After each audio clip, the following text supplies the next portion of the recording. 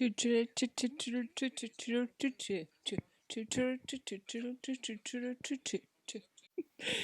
me just set the energy for this episode straight away, okay? Today can suck it. This week can suck it. This whole year can suck it. Today the lockdown finally sinked in my head and I hated it so much, but then you know what? Then I stopped hating it. Wow, this is not a self-help podcast. This is by all means necessary. Hi. The energy is there. I'm your host Maya, and today, boy, I'm bringing you so much today. The case I'm bringing you today is wild. It's probably why all of us are into true crime. Because you know what I realized, guys?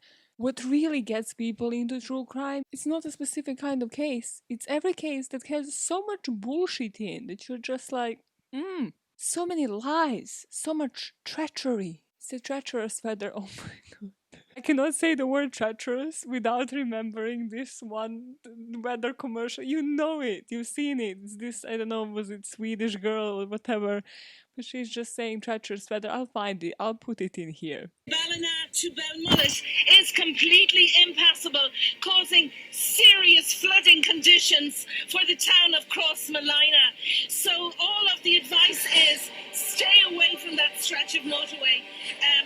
It's treacherous, and we will be following developments there. I suppose Una Crossmolina crystallises just how treacherous the weather conditions are here in the west and the northwest. Cannot repeat the advice often enough from the Gardaí. Don't make unnecessary journeys. Don't take risks on treacherous roads. And don't swim in the sea. Incredibly, people have been spotted in the water here in Blackrock and Salthill both today and yesterday. Listen, this is what this episode is all about. Every piece of content I have ever consumed, I'm offloading onto you. If you're watching this on YouTube, I didn't let my hair go this much. It's not grease. I just came out of the shower. So the joys of me recording from a living room. There's plenty of them because it's at the same time there's a mat here, which is where I worked out. There's boxes of IT equipment for like that my husband works in. The couch is moved. The couch is literally right in front of me. And then there's another chair and another desk there. It's everything. It's the office, it's the studio, it's a recording place, it's a workout place. Lockdown 2.0, baby, let's go, let's do it. Today it just threw me off my routine because it's the first day where I'm back to recording. As everybody knows, I record like a week before, so it's a Sunday now, like 8th of November. I'm recording like for the week ahead. And usually on my recording days, Sunday and Monday, I record in the morning, I go to the gym for a couple of hours, I return, record in the evening. The same thing on Monday. I'm a routine child. I would thrive in military or like prison. Yeah, that was my main worry of my parents when I was a kid. It's just like, she thrives in routine a bit too much for, like a normal kid. So today, I was like, boy, now I need to walk for like 3 hours or something. And that sucked. But you know what isn't sucking? I have new merch out. 4 new designs. That's why I have been super quiet on the social media. I mean, that's the first thing I would offload onto somebody. Not even editing the videos and the podcast. That's how much I cannot deal with social media anymore. It's just so toxic, especially during the election week. So hey, if anybody wants to volunteer to be a social media manager, unpaid, maybe I'll pay you in food or something, you're welcome. Take it away. I'll give you my login like today. It's fine. It's fine. Change the tone of it, change everything. Don't even call people fuckers. It's all great. 4 new designs of merch. There's the Nobody Wins, which is everybody knows. I say all the motherfucking time. And it's kind of in this rainbowy LGBTQ style. It can be anything you want. Like, that's how I see it. But also, it's just so colorful and swirly and out of place. And I know that I'm biased here, but honestly, I know podcast merch, and this is one of the best fonts or just best pieces of podcast merch that I have ever seen. Also, if my friend allows it, I'll leave her handle here on the video so that you can actually follow her and ask her, get her to do to do this stuff for you, because she's genius when it comes to design and when it comes to minimalist design. Then there's the motive, not the old logo. She like spruced it up and it kind of like shapes into a microphone if you really look into it. Then there's the merger of two worlds, as I call it, which is the motive, and then it goes into by all means necessary. And then there are two other designs, which is one is nobody wins, but it's this Julius Caesar design. And I was like, where did this? How did you connect the two? And I just love it. It's just so simple, but so looks so cool, especially on a sticker. And the last one is by all means necessary, triple tick. And that's completely an inside joke, but it can also be a podcast inside joke because, I love it on a mask, especially. I would love to see pictures of you wearing a mask saying by all means necessary. It would just bring me so much joy. Just so much joy in today's climate. Just everything. So if you want to get the merch, there are the standard links of Teespring and Redbubble, which are like for the quality stuff that you guys see me wear. I ordered the Nobody Wins now as well. So those are the standard ones, but I have also put it on TeePublic because TeePublic does these sale periods of time. So go and catch it there. Like it's super cheap. Stickers are like £1 something, and then shirts are like £10. So go catch it there. I haven't ordered from there before, but I love their stickers, so I ordered those. So I'll keep the TeePublic definitely until Christmas. So if you want to get a Christmas present for anybody, go get that motherfucking merch because this one is just so brilliant, and I'm so excited about it. But now, without further motherfucking ado, I have never said it like that. Wow, this is my new thing. Yeah, let's second podcast on the BAMN network without further motherfucking ado. Yeah, we're going into the third and the last twins case of the month. And boy, this one delivers. Has everything. Everything. If you are the OG listener, you know I have done Silent Twins in February. And I think it was that I posted like a kind of tweet. It's like a pair of twins, a killer kid, and something else. I don't know. It's before I did team months. So I posted like, hey, a pair of twins walks into a pub. And I posted on the socials being like, can anybody guess who I will be talking about this month? And everybody went onto the twins thing and they gave me these two names, and I have never heard about this case. So on this occasion, I was like, oh, I remember that. Let me check these twins out. This case is everything. I was like, whoa, I understand. I completely understand why everybody was into this case, because what the actual fuck is going on in Tasmiyah's and Jasmiyah's Whitehead's minds, or Tas and Jas, as I will call them for this video, just because I can. So we're diving straight in. Oh yeah, boy, this is wild. I cannot provide any further ado. Tasmiyah and Jasmiyah killed their mom Nikki Whitehead in cold blood in January 2010. Then they went about their day as normal and decided to stick by their alibi by all means necessary. It won't be until police poked holes in their story and found some very incriminating evidence on their body that they will be found guilty. What were their motives? As always, my favorite part. Just finding the song is my favorite part. Okay, let's see.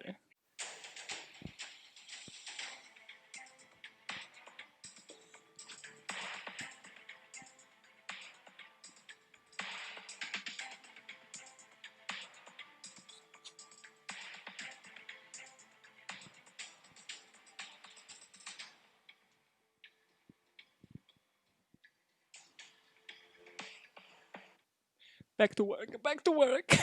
This genuinely brings me so much joy. No, not the murder case. The fact that I play it now on live while on YouTube, and I just every time I turn around, you see the mess that this chair is hiding, and I drink some booze. So today I'm putting you in the shoes of a police officer, because the police really is the true hero of this case. Just the true hero.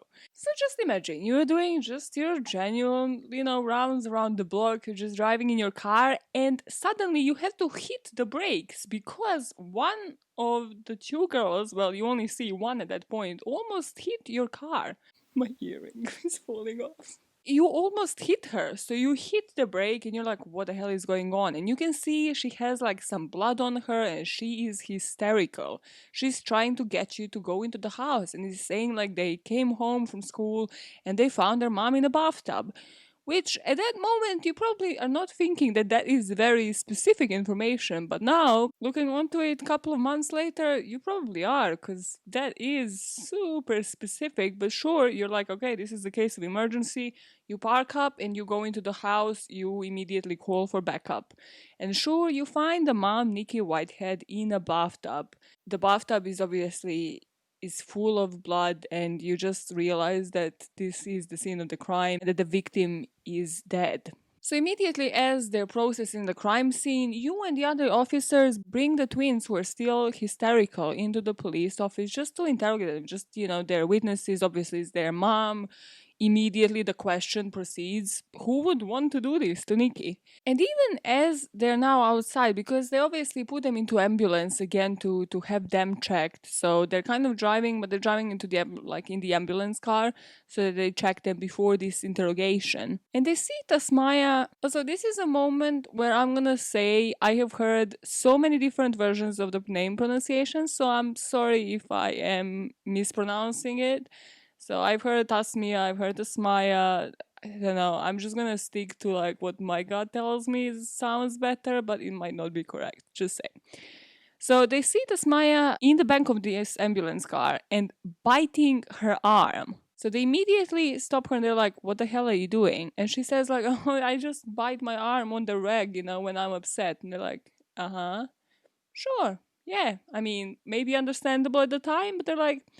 We have seen multiple people that get upset and they don't just go clawing at their arm. It's not like you're biting your hand. It's not like you're biting your nails. It's you're biting your arm. And this is a murder case, right? So there's seasoned detectives being put onto it. It's not like they have given it to somebody green. But what they do immediately catches them off guard. So first of all, they didn't separate them for quite some time. So the girls were immediately hugging each other. And the best thing that comes out of this case, truly and honestly. So the officers are obviously, it's a strategy to try to make them feel welcome, make them feel like at ease, and then just dive in with the heavy questions. So the officer asks, is there anything that I can do to make this easier for you? And the girls say, can we watch CSI? Just I mean, it is honestly something that I wouldn't put it past me myself, but again, I am again not super dumb to do this while being interrogated by the police. And when I said, what can I do to make this easier for you? They turned and looked at me and they said, can we watch CSI? And immediately the hairs on the back of my neck stood straight up. Essentially, it was right then, and it was like, okay, something was very, very off. I didn't say their age. The two of them were 16. And I'm gonna play this recording. It's from Court Junkie. Court Junkie does great breakdowns. I just like it as a podcast in general. Because they just proceed to talk about CSI and just discuss how the police operates in the forensics in those cases, at least their understanding of it, right? Because again, they're getting it from the television. Tasmiyah then tells the story of how in one episode, the suspect had gunshot residue on him days later. They always say gunpowder residue, they say it stay on you forever or something like that. Yeah. Not stay on you forever. I don't watch it episode and they had gunpowder residue. It was days later. I was like, you didn't take a bath? You've been trying to get you wash it off. It's kind of difficult to hear. So it's difficult to hear, basically, but what they're arguing is the gunshot powder for, again, whatever reason. So they're like, oh yeah, we watched this episode of CSI and the gunshot powder basically can be detected forever. And the investigators, and I think at that point it's their grandma in the room as well, and they're like, no, it's not forever. It can only stay for a couple of days. And then they're all joking and laughing about it. And it's quite eerie in a way.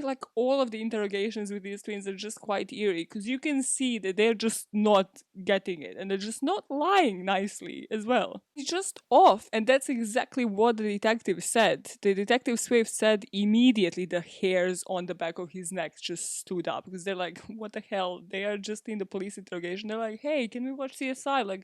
That's what calms us down. Sure, bitch, but read the room.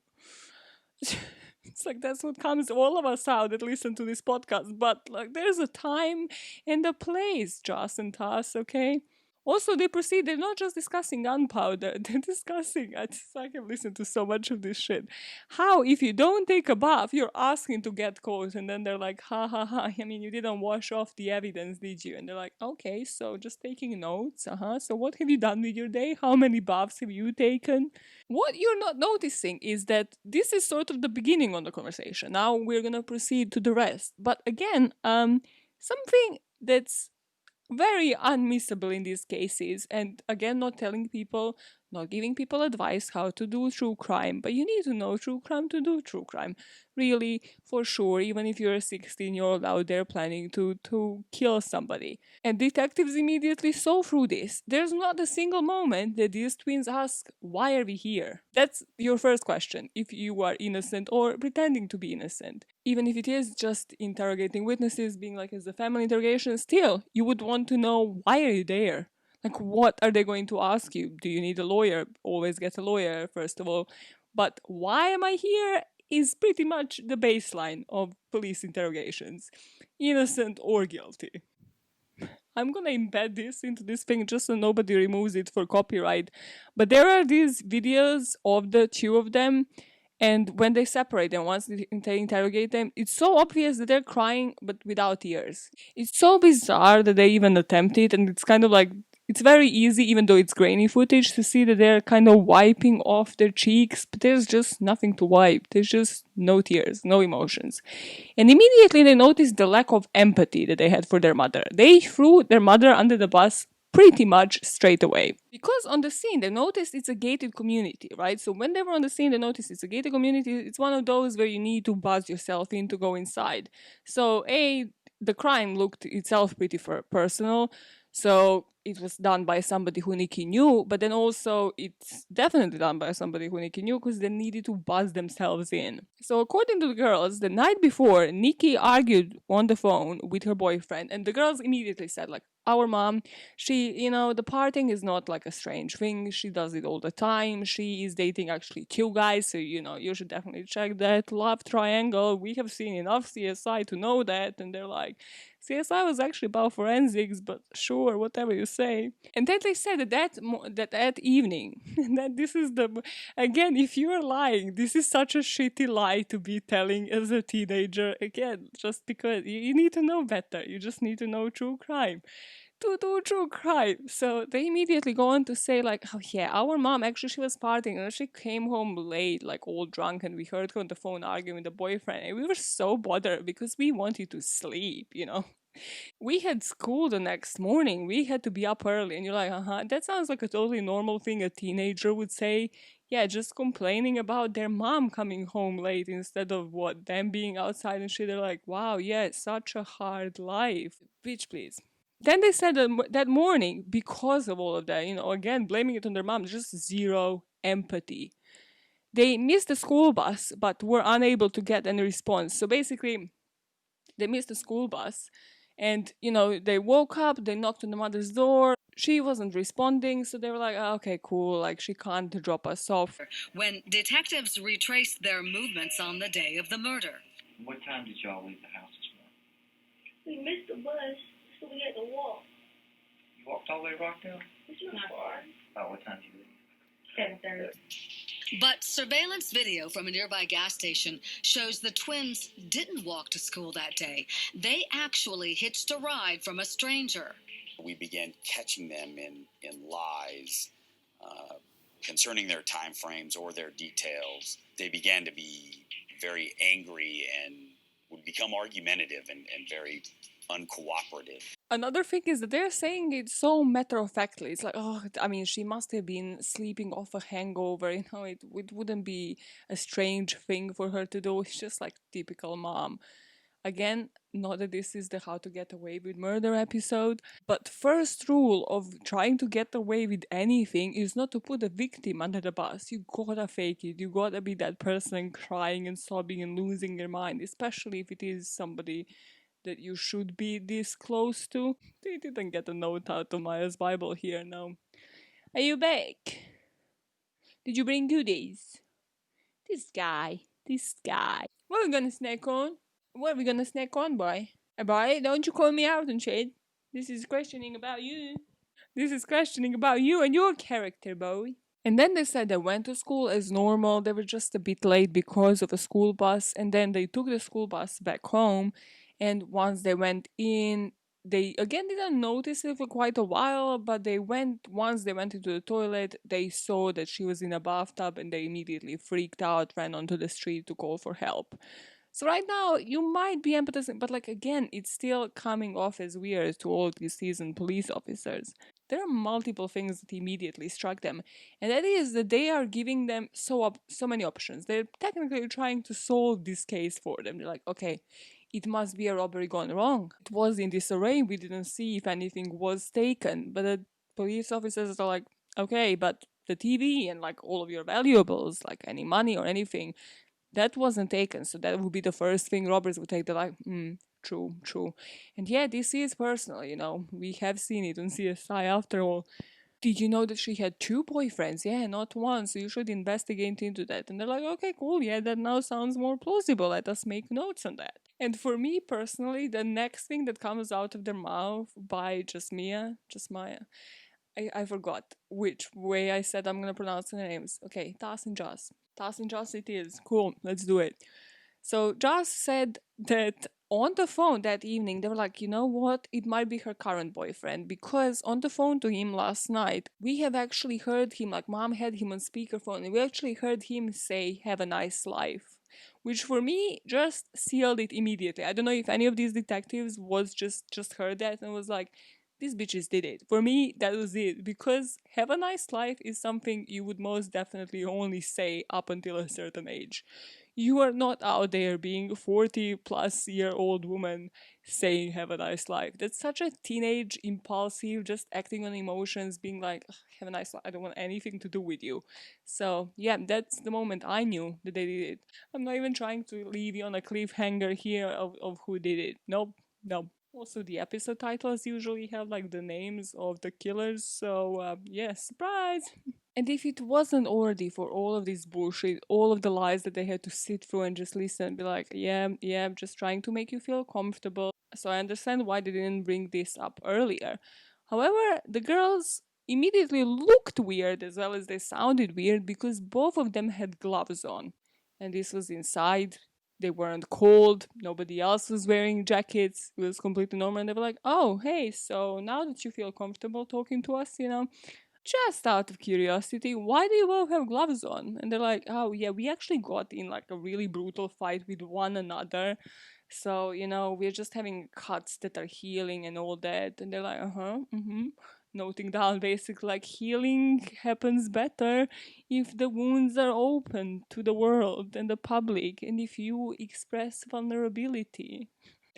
Every single episode just turns into a self-help book. Jesus. So the investigators, of course, are like, okay, cool. Listen, this is just general procedure, but we need to take like pictures of, how your bodies look like. Obviously, it's gonna not be taken by us, but by this forensic pathologist, so they're just gonna have to remove their gloves and then just take pictures of like your body, see that there are no scratches. We're gonna do the exact same thing with the boyfriends, and then they move them on, they continue with their life. Those pictures are taken and they start looking into the boyfriend. So the cops soon learned that the girl's dad actually had the iron tight alibi.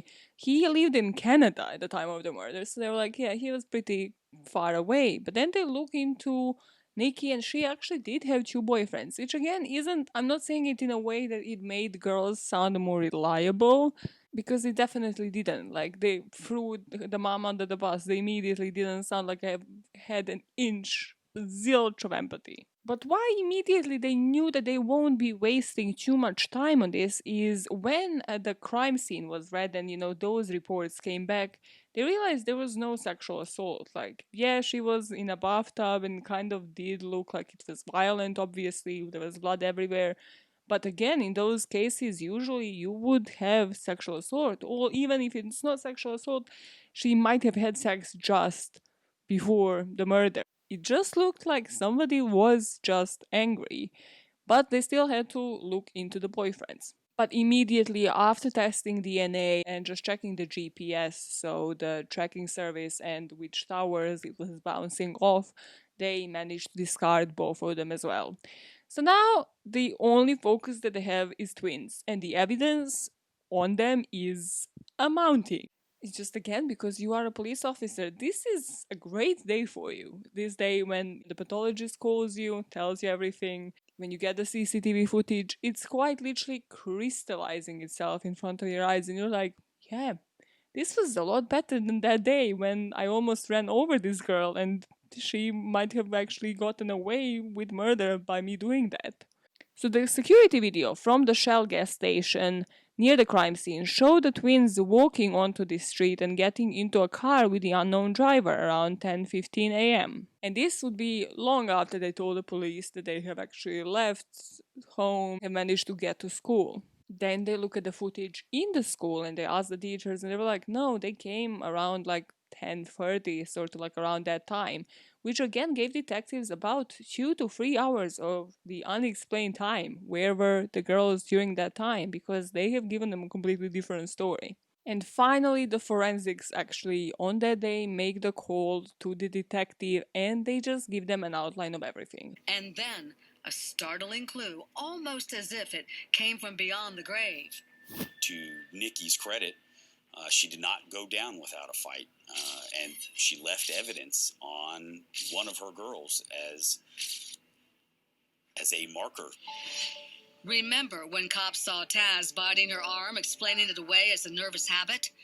Detectives say she was trying to cover up Nikki's bite mark on her arm. So first of all, on the crime scene, apart from the lack of sexual assault, in Tas's bedroom, they found what would be the most macabre case probably of this murder. And this was the pair of brown boots that had a significant amount of blood on them.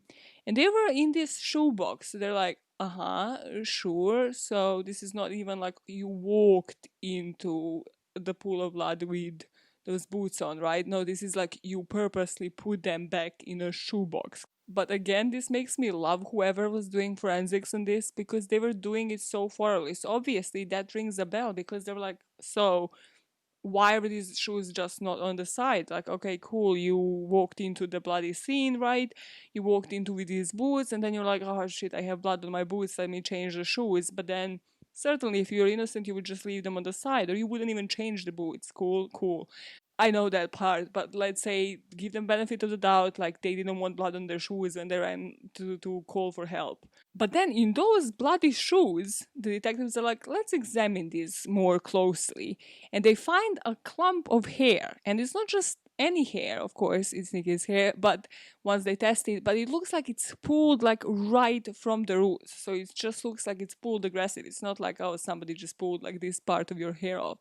It's a proper clump of hair and it's stuffed into that boot where like a big toe would go. It's quite specific and they try to hide it as far as it can possibly go. And they're like, okay, once you again run it through your head, you're like, that is, I'm not even sure what to call that. It's not even premeditation, it's post meditation.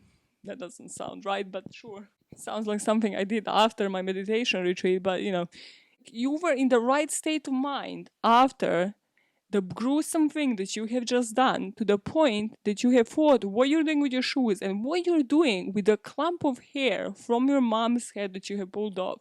It's post meditation, it's calculation, it's everything. It just tells me so much about who the girls were. It's just like, how can you think so rationally after you have just committed this crime? And finally, this forensic dentist, which is a cool profession, I didn't even know about it. It just sounds like a better than, the dentist that you just go to. And they're like, no, forensic dentist, sir. Yes, that's me. So they examined the bite marks on the twins and compared them with tooth impressions taken from them and Nikki's body. And guess what they found on Tas's body and Tas's arm? So her left arm, the one that she was biting in the ambulance car, yep, those bite marks were made by their mom. And I put, do you know how mad you need to be to bite someone related to you? Do you know, like, in what desperation you need to be? Obviously, as opposed as somebody not related to you sexually. Scorpio season is still in full swing as I'm recording this episode. Everything is aligned, everything. The stars have aligned or something. Everything is perfect sexually and just in general for me. Except that I started this episode with really bad energy. It's how life works. It's strong. It's just always strong with Scorpios, right? It's strong bad and strong good. Yeah, this is your daily horoscope for today. And even the autopsy now on Nikki as well. So it's not just these bite marks and everything that they have, which would already be enough, but they found human hair between Nikki's teeth, which again just proves that she was fighting for her life. Listen, Nikki was the biggest legend. This is what you need to do if your life is in danger. Just make sure you leave as much DNA as humanly possible on that human. Even if you are in like suspicious kind of situations. Like, remember when I had Sakani, shout out to Leah, yeah? Sakani on this episode, and she said, I don't know, did she say it for Patreon minisode or just for the actual episode for Girl in the Box back earlier this year, and she was like, no, even when I was in a cab, even when I was in a taxi and I didn't feel safe, I was just leaving my fingerprints everywhere. And not just like somewhere where they would be easily cleaned, like below the seat, you know, like on the seat up front, like just everywhere, like on the handles, but like inside. She's like, no, if this guy does anything to me, my fingerprints are gonna be the hardest thing to clean, like pulling my hair a bit, you know, just making sure I leave as much DNA as possible. And yes, that does sound like what a paranoid person would do, but also it sounds like something a smart person would do. A true crime addict, somebody who knows, who just knows. Cool, cool. So now they have all of this evidence. They have the twins saying that they left the house at 7:30 a.m. and they had to walk to school, so they were a bit late. But then again, it's just 2 and something hours that they're just not accounted for. So they weren't just 10 minutes late for school. There's all of this evidence, and the police is like, okay, we are bringing them in again. And obviously now they bring them in, and it's a completely different story. They just immediately are like, listen, we're separating the two of you right now. So Tas, you go into that room, just go into there. And then as soon as they separate them, because what is the main disadvantage about being a twin? Yeah, A, that you are a twin. B, that you are a twin. C, that you are a motherfucking twin. That's my conclusion of this month for twins. Motive, they were twins. This is it. The bond was just too strong. Have separate personalities, have separate hobbies. Don't just stick to one another and fill each other's heads with just dumbass stupidity. Let each other have their own personality. The biggest disadvantage of having a twin is yes, that you are a twin. You have this bond. So they were like, cool, now we know that. We have read horoscopes and books. So far now we're separating the two of you. And immediately they start giving two completely different versions of events. So Tas now said that the twins indeed were late to school. So yes, we have lied to you, but listen, we have had a reason. So Nikki actually started arguing with them and threw a pot at Jas, and then her mom grabbed the steak knife and the fight began. Then she said the mom actually during that fight managed to get out of the house and try to go to the neighbor to like bang on the door for help. So there was a blood trail that the forensics has actually found. So this part was correct. But then again, according to Tas, the mom did return and she returned with a knife and tried to plunge it into the daughters again. And this is when the fight just continued. And again, as I'm saying this is how they have said it. No empathy, nothing. There's just no, like, no, this is my mom's fault. She started the fight. She threw the pot. I had to defend my sister. Then she tried to plunge the knife at us. Then why was she going to the next house for help? If she was the one instigating it, sure, she would have done better job, like cutting the two of you. She would have done better job. She would have been the one sitting here, like not going to the next house for help. But again, didn't watch enough CSI, did you bitches? So these are the statements. Let's break down the statements. So Jas said, I think I picked up the knife and stabbed her. I think I stabbed her in the stomach. It was multiple times. Tas said, I think I had her hands and Jas her feet. It's kind of a joint effort. I think I had her hands, Jas her feet. Kind of like a joint effort. She was heavy. We just put it in. The water was turned on. At some point in time, you did realize that morning your mom was dead. Yeah. What does she say when she's in the tub? Kill me now and I'll kill y'all. But what happened then? She just, she went under a couple times and that was it.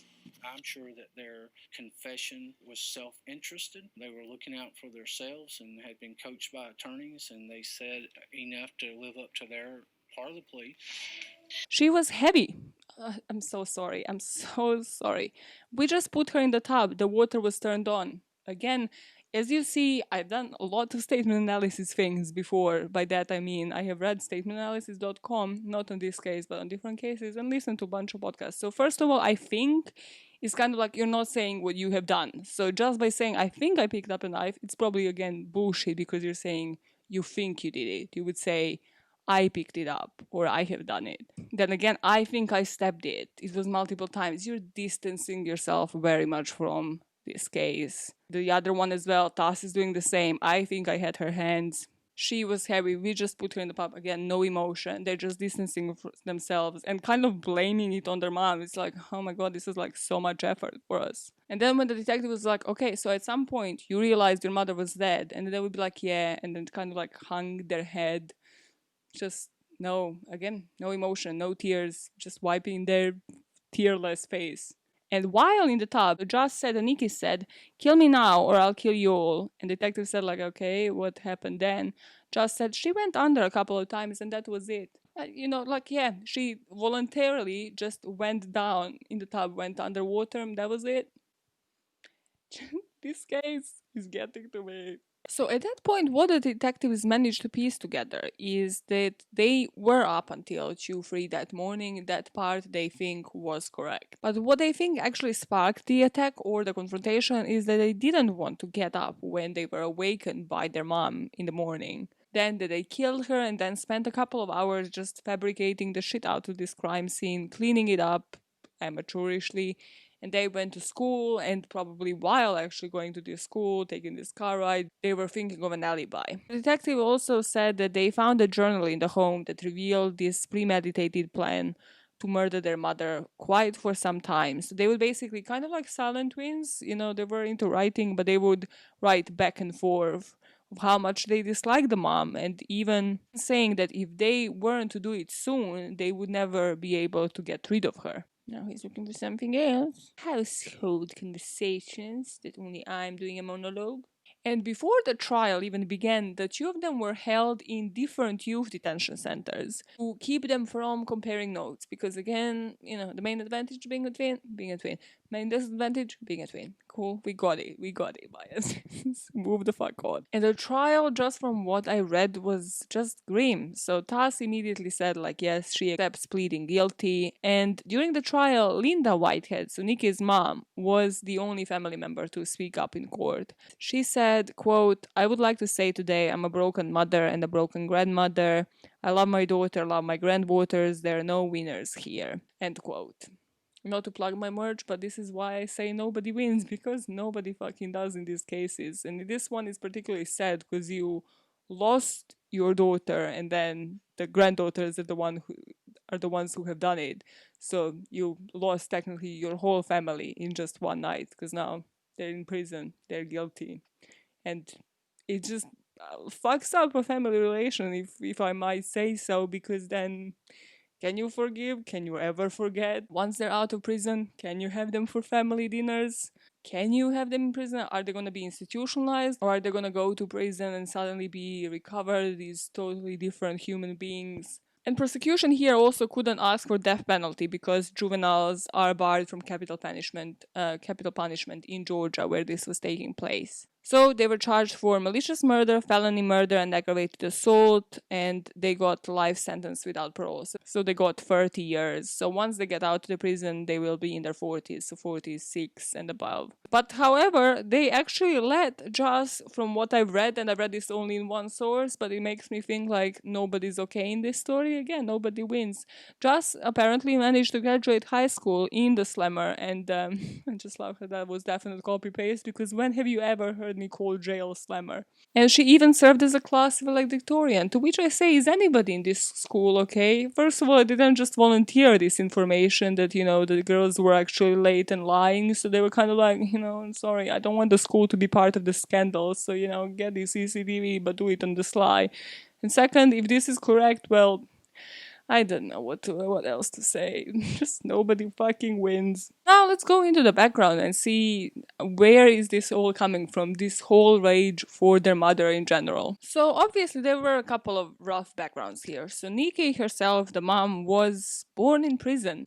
her own mom was doing time for drug possession, and Nikki was therefore raised by her grandmother. And again, the grandmother, because she's a grandma, you know, like people are more lenient with grandkids, she had a tough time keeping her just straight and going onto the rough path so that again she doesn't end up like her daughter. So it's just again a cycle in the family. At only 17 years old, Nikki ended up pregnant with twins, naming them Tas and Jas. So for 12 years, the trio actually lived with Nikki's grandmother, the girl's great grandma.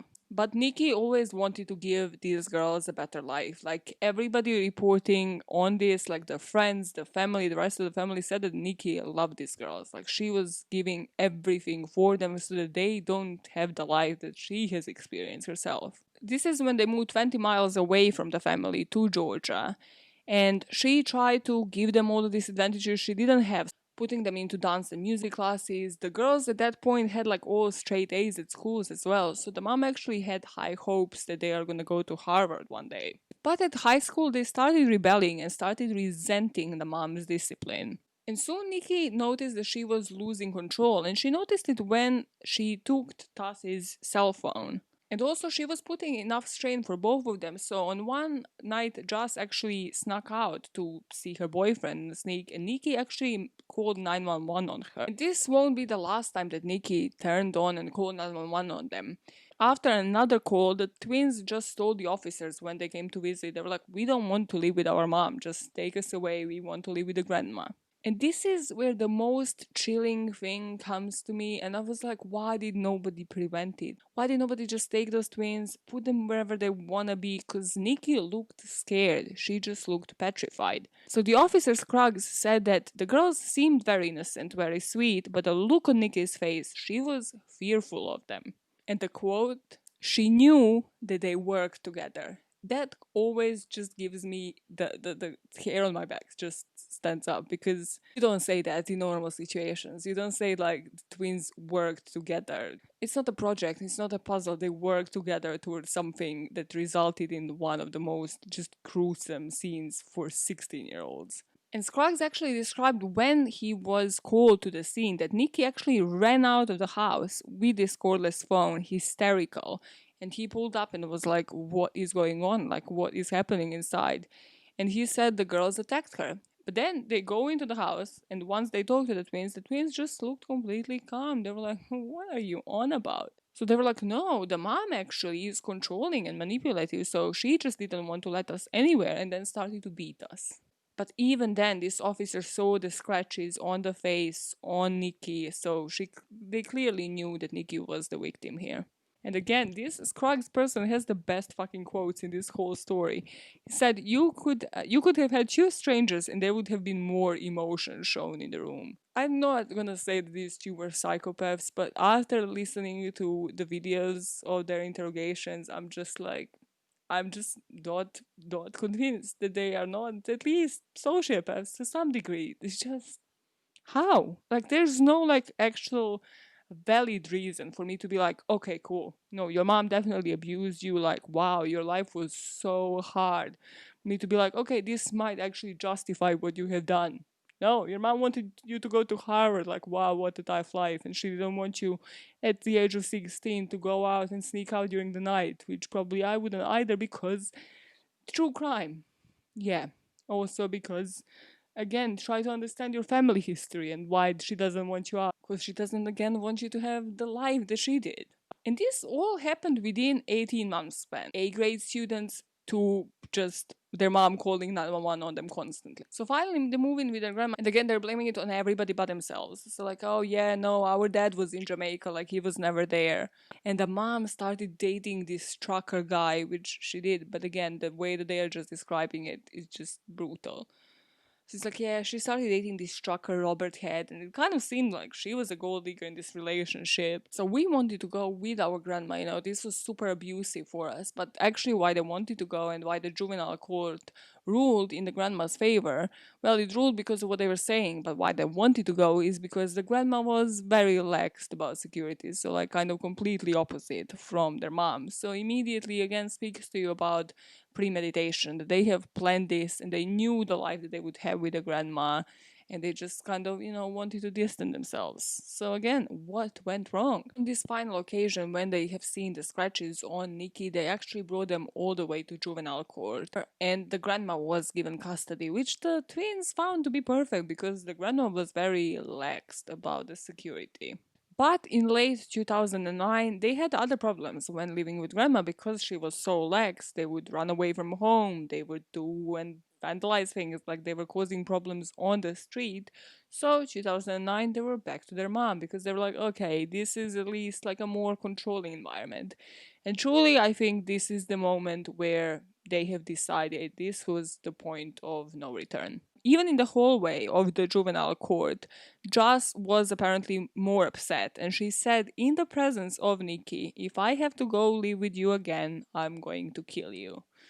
Again, benefit of the doubt, how many times have you said, I'm gonna kill you to somebody in person in your life, but you haven't killed them yet? Hopefully, really, hopefully, please don't watch my episodes if you're a killer. Please, somebody, I just don't want somebody to one day come to me and be like, no, Maya, I watched your episodes and this is how I learned how to get away with murder and I'm still out there.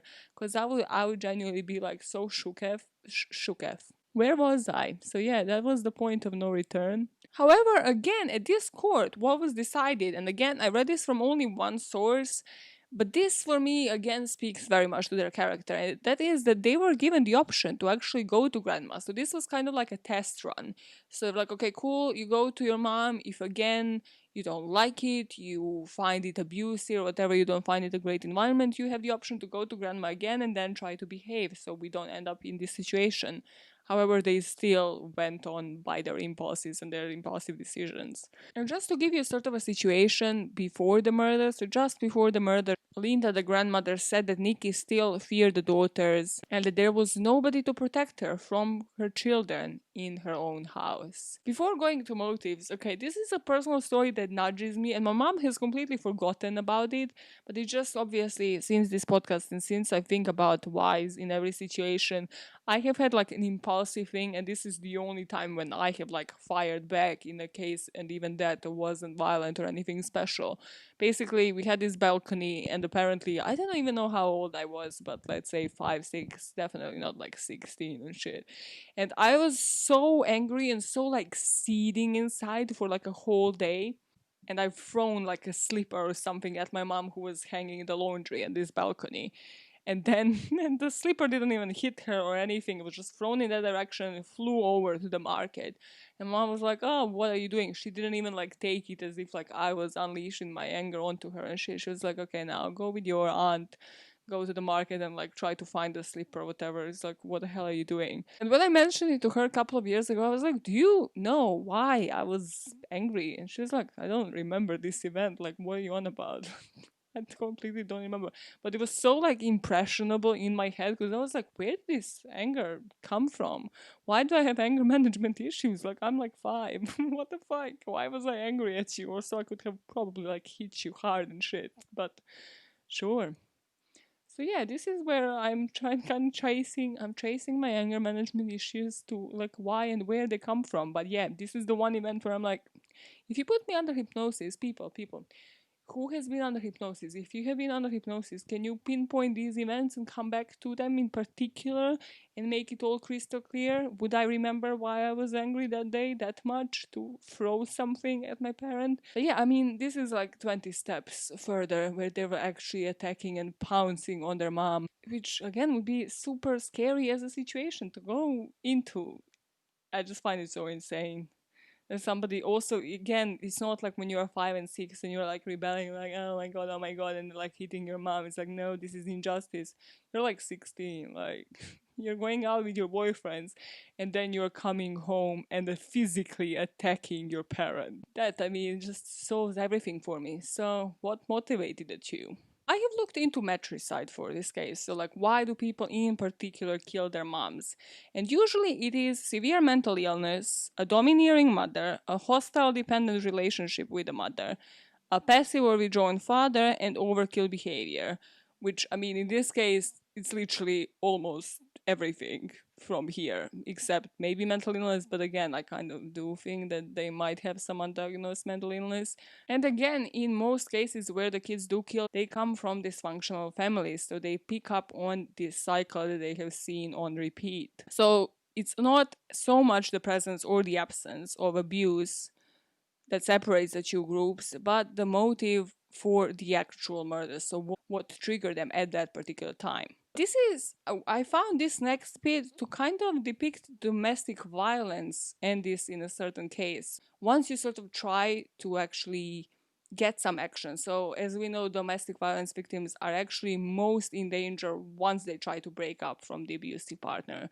So in this case, it's sort of similar. So the dysfunction can range from extreme overindulgence. So when the parent finally attempts to set limits or boundaries, and then the teenager just goes into the deadly range, and then it's everything combined that just kind of fuels that range and pushes them over the brink. And the cops kind of blamed it on everybody, on the grandmother and the mother and everybody. They just said like the family just thrived in chaos and they just seemed not to be able to step out of this cycle or just kind of distance themselves and see what the situation really is and how serious it is. How could you have known? Because yes, you have had people in your family go to prison for certain things.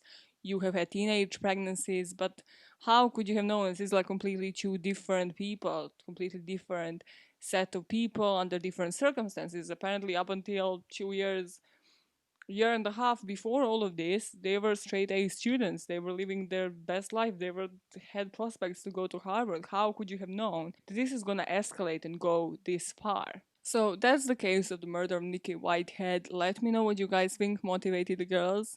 I'm gonna share something now which I have kind of noticed as a pattern. I have probably mentioned it in one of the videos. I think it was the first True Detective tea on YouTube channel. Maya quit her office job. If you're not watching that yet, please do. I do like shit ton of work just to provide content on a weekly basis, and it's kind of fun. So yeah, watch that. But as you know, kind of what tipped me over to actually start a podcast was this case from up north in the UK where a guy who had seemingly perfect life, again, did I think even had masters, was super smart, had a great job, was earning a great salary, was my age. Well, this was a few years ago, so he was in like the early 20s. Again, seemed to have a great posh life in a way, even if you think about it. No childhood issues, no nothing, no chaos like this either. And then has just stabbed his girlfriend. And I was like, why? How can people like me or you be pushed to do this? Hence, why, motive, and by all means necessary, and all of that. And I think, like, from all of these cases, it's usually, again, the triggers that amount during a short period of time prior to murder that you just don't know how to deal with. And again, going back to domestic violence, that's kind of a similar thing. Suddenly, as a domestic abuser, again, don't think that I'm justifying any of this, especially domestic abusers. Fucking hate those cunts. That's a special place in hell. But again, suddenly you see somebody fighting against you. You see somebody going completely against your values, against you, and then all of the rage and everything that you have felt, suddenly you're like not in control any longer.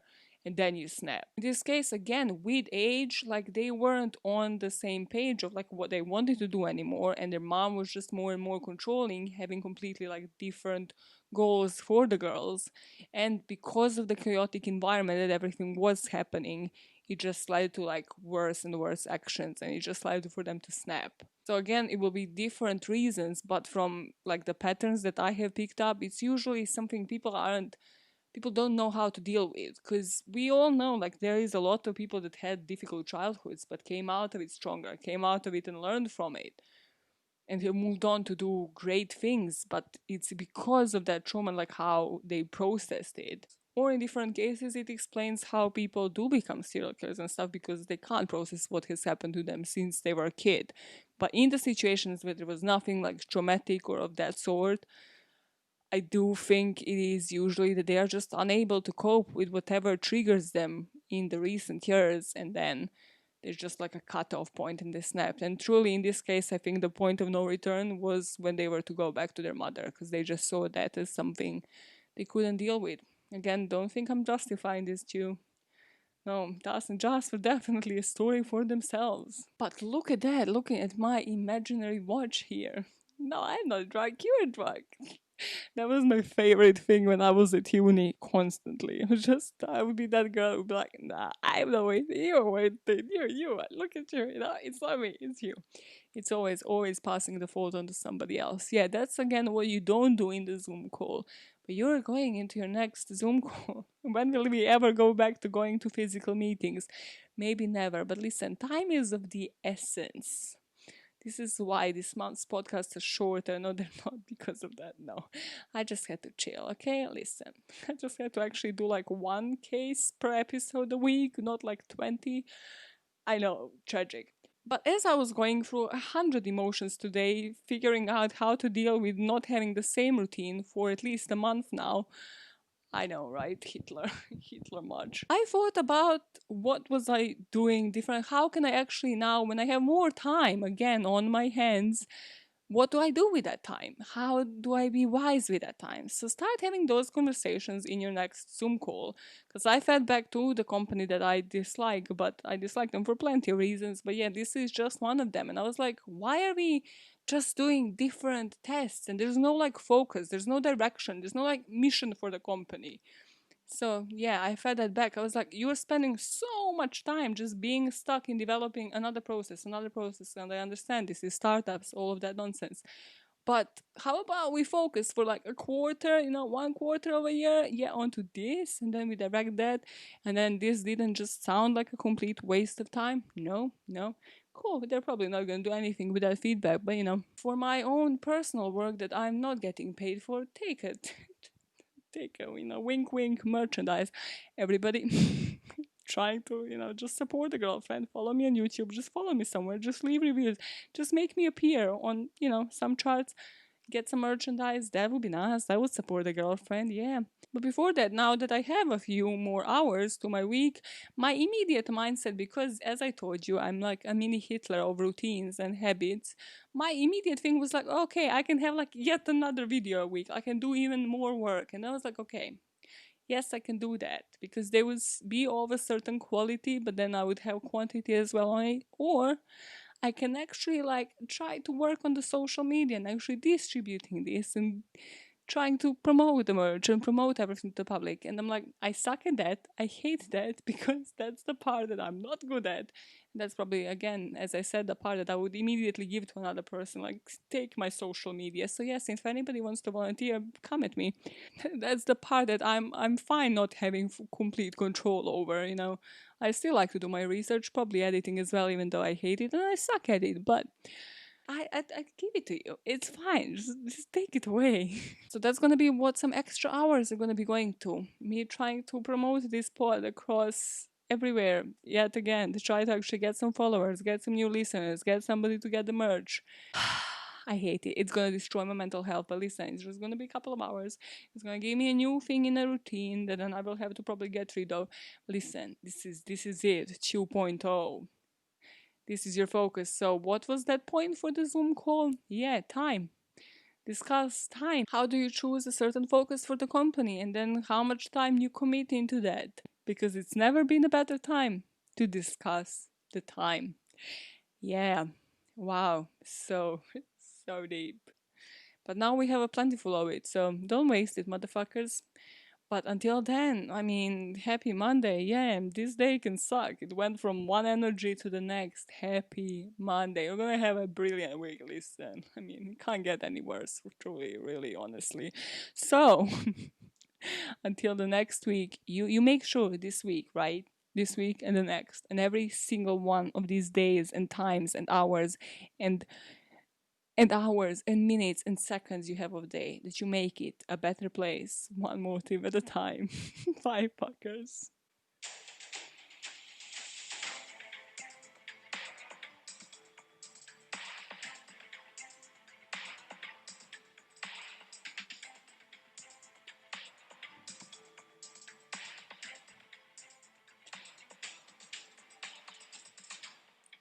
Cheers to you and your family.